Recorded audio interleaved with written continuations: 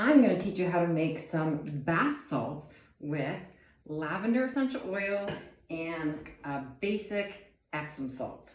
So all you have to do is grab some Epsom salts, and honestly, you don't even need to measure. It's so easy to do. And what you're going to do is get your lavender essential oil, and you can just, honestly, if you have some Epsom salts, just take a handful like this here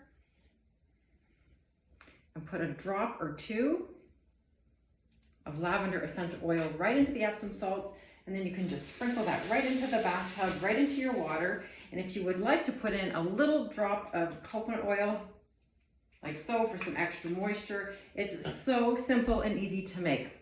If you want, you can actually take your lavender essential oil and you can put in about 15 or 20 drops into here. For 10 cups of Epsom salts, I would put in about 30 drops of essential oil.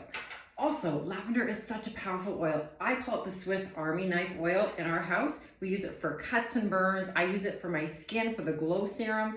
Wonderful for helping you relax at nighttime, to help you sleep, get that restful sleep. So put 4 to 6 drops in your diffuser at nighttime. And lavender, amazing oil for burns. So if you burn yourself from the oven or sunburn in the summertime, get some drops of lavender essential oil directly onto that burn, and it will give you some soothing and some relief very, very quickly. So that's some tips for you for lavender essential oil. So don't forget to put it in your bath salts. And also there's magnesium and Epsom salts, so it's a great way to help you sleep well at nighttime. All right, see you at the next video.